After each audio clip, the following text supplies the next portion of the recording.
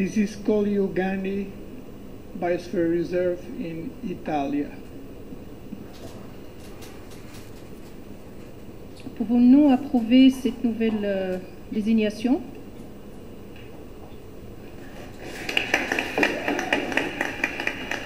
Il parco Colli Euganei è stato riconosciuto riserva mondiale MAB UNESCO. La decisione, salutata da un lungo applauso, è stata presa all'unanimità dai delegati dei 35 Stati membri del Consiglio intergovernativo in rappresentanza degli oltre 180 Stati parte del programma MAB dell'UNESCO. Il verdetto ad Agadir, in Marocco, dove era presente l'assessore regionale Cristiano Corazzari e il presidente dell'ente Parco Colli Alessandro Frizzarin.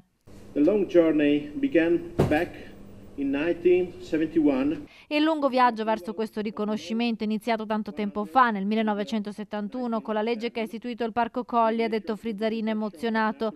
La rete delle riserve mondiali MAB UNESCO si compone di 748 siti in tutto il mondo, di cui 20 in Italia, luoghi vivi e unici in cui è possibile assicurare uno sviluppo ecocompatibile e un ambiente vivibile tutelandolo dall'urbanizzazione. Il Parco Colli è un territorio fragile messo a dura prova anche dai cambiamenti climatici. La festa nei 15 comuni padovani, mentre ad Agadir arrivava l'annuncio. Un territorio che ricordiamo ha delle eccellenze enormi, come dicevi, dall'enogastronomia, ricordiamo i vini, ricordiamo il discorso ad esempio delle alte peculiarità, per cui ad esempio l'olio di oliva, per cui i prodotti enogastronomici locali, ricordiamo il discorso delle sensorialità legate alle trattorie, agli agriturismi che sono presenti nel territorio, veramente un percorso di eccellenza. Abbiamo dal punto di vista attrattivo una serie di viabilità, piste ciclabili, dei percorsi che veramente le persone apprezzano e vivono quotidianamente all'interno del nostro territorio.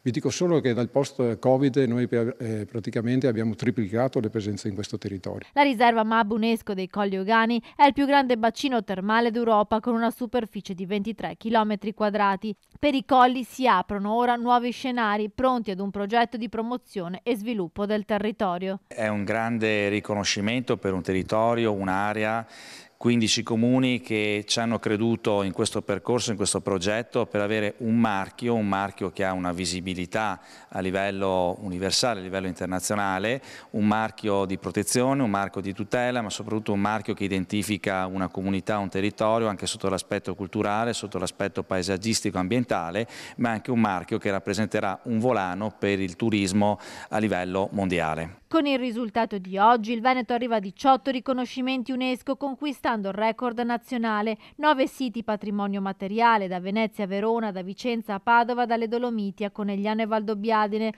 5 patrimoni immateriali, l'arte delle perle di vetro, il toccatì, la transumanza, muretti a secco e l'opera lirica, e 4 riserve MAB, il Po Grande, il Delta del Po, il Monte Grappa ed ora i Colli Euganei.